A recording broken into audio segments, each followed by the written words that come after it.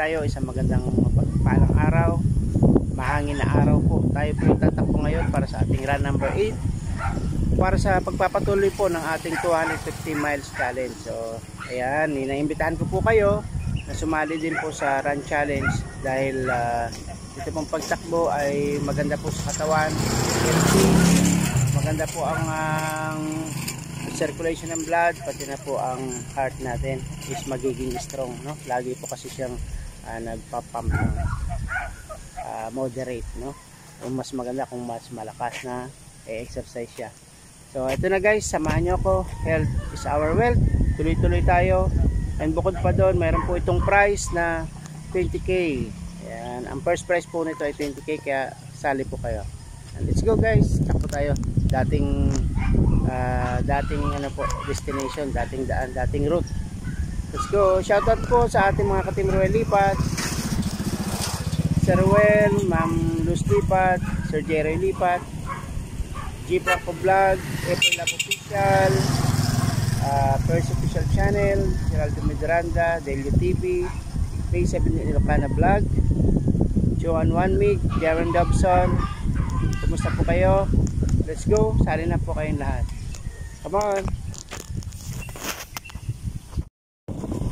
Gawad. Good morning. Jajogging. Kaya pinagjajogging mo din yung kalabaw. Eh guys, tayo po takbo ulit. Dito ulit tayo sa destination ng diversion. Dito kasi sa ginagawang daan na to, wala masyadong wala pong dumadaan talaga totally kasi road close, wala siyang 4 wheels na dumadaan, kaya dito tayo mas safe dito. Ito na mga aso na to, yung bida aso natin ng nakaraan. Ito po yung magaling lumangoy dyan sa kanal, malakas ng tubig, nanguhuli po yan dyan ng isda. Yan po ang aso na yan. Okay, ayan, dito tayo sa road close. Dito maraming nagja-jogging, pero ngayon wala yata. So ito yung nakita natin na excavator na video natin, working pa po yan.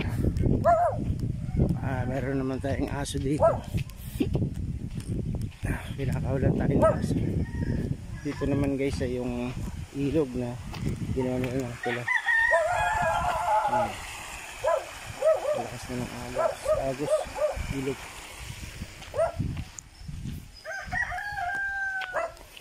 Maraming doggy dito, doggy. May mga manok din. Marami dito ng trabahador dito na tumira. Ayan, may barak sila. Mahaba kasi matagal, 1 year na ito mahigit itong trabaho nila na to. Ayun ang development nito. Ito guys yung ating dinidevelop nila, nilalagyan na nila ng araw for safety yan.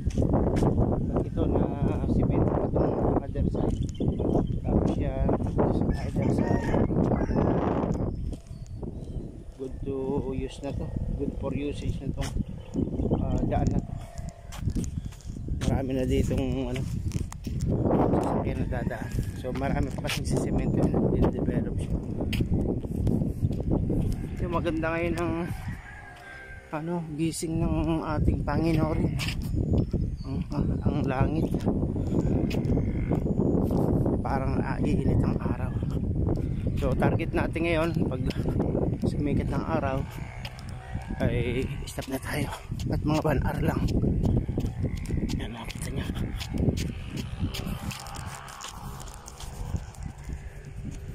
nataala yung train 6:15 6:15 na ngayon.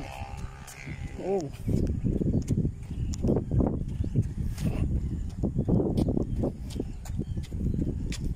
pag naging highway na din to, unlad na din to. kasi mga accessible na sa daan, marami nang magawa ng tindahan, parang magiging commercial na to some point in time, in future. Marami na ditong gagawang tindahan, warehouse. Ayan, nakita-kita na ngayon ang Mayon Volcano. So meron pang konting ulap na tumatapon. Okay, takbo lang. Dito na po tayo sa highway. Ang pili pa left side po ay Panabwa. Hingal na tayo.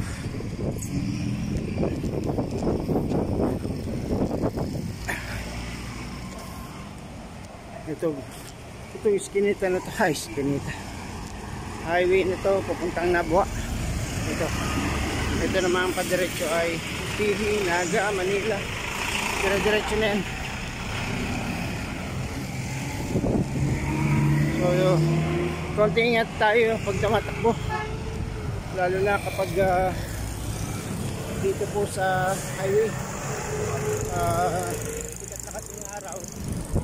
Maliwanag na, madami na rin sasakyan.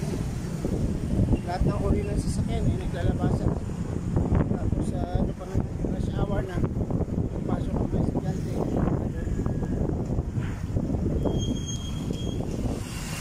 So yun, walk muna para makarecover sa hingal. Pag nakarecover na tayo sa hingal, takbo na ulit tayo. Dito ulit tayo tatakbo sa medalya. Sila po. May vendor na sila po. Ito na yung release nito, guys. Lang bakal. So papunta naman yan na Pili. Ito, Pairiga.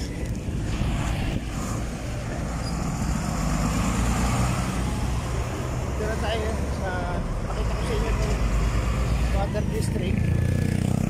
Landmark po ito na mayroong Pagong. Ito po yung Pagong. Kung ano po, tatanungin nyo po, yung pong Baaw, trivia lang.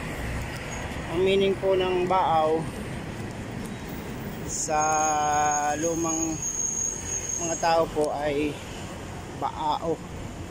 Ang Baaw naman po ay meaning ay Pagong. Marami po kasing pagong ng araw dito sa lugar ng Baaw. Kaya po tinawag itong Baaw.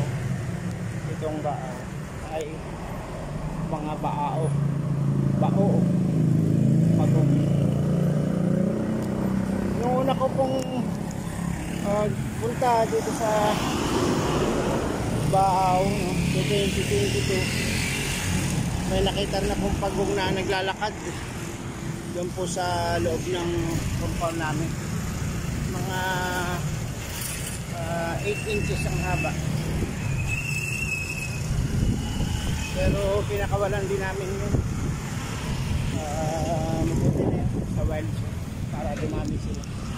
Ito naman yung ginagawang diversion. Yan, lalabas po yung galing ng salvation. So hindi pa tapos. Ayan o, develop pa, construct. Siguro ito abot pa ng mga 1 taon pa ulit. Medyo mabagal-bagal na pagdating dito. Ewan ko lang kung okay na yung mga clearing ng lote dito. Medyo ano na, ka-recover na yung hingal natin.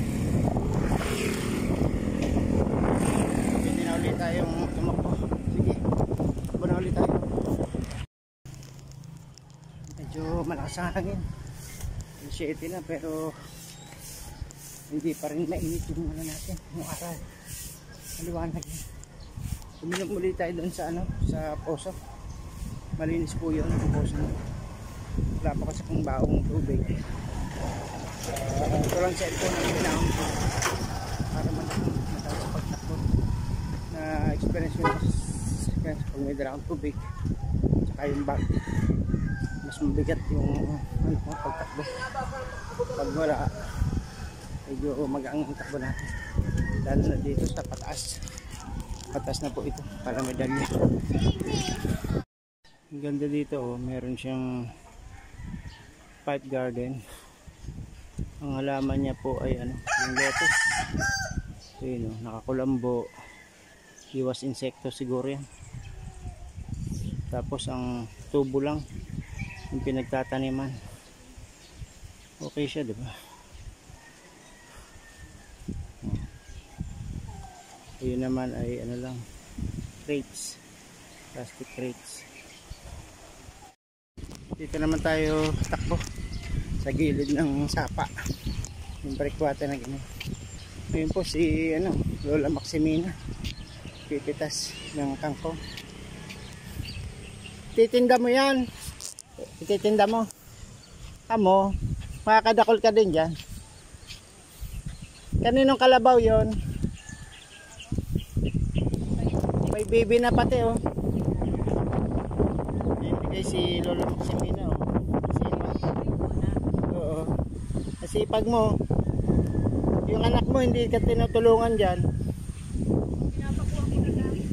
Ah, silang kahakot. Oo. Maganda rin yan, may bandil. May ilalako mo yan. Dami yan. Sino nagtanim yan? Kusa lang tumubo, ano? Oo. Okay yan pag kusang tumubo. Ang ganda naman ng kalabaw, ang cute ng anak na yung kalabaw. Dito tayo tatakbo. Malapit na tayo mag 4 miles. Mapauwi na rin tayo. Pakita ko lang sa inyo itong kalabaw na bagong anak. Masipag din kumain siya, oh. Naharang naman sa atin yung white dog. White dog, padaan mo na white dog. White dog. White dog. Buti pinadaan tayo ni white dog. Pakita ko yung bagong panganak.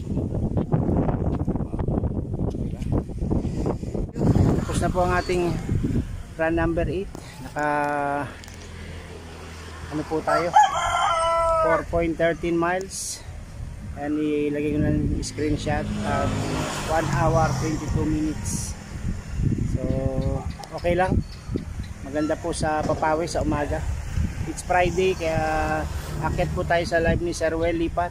Isasama po natin, pupuntahan natin yung mga na-stroke po na may 5 anak at may asawa na inabandano po siya. Taga Sorsogon po yung kanyang pamilya. Siya po ay iniwan dito sa Zona 2, Salvacion, Bao, Camarines Sur. Punta natin habang naglalay po ngayon si Sir Engineer, ay ilalapit natin sa kanya yung kahilingan ng ali na na-stroke, si Helen Dean.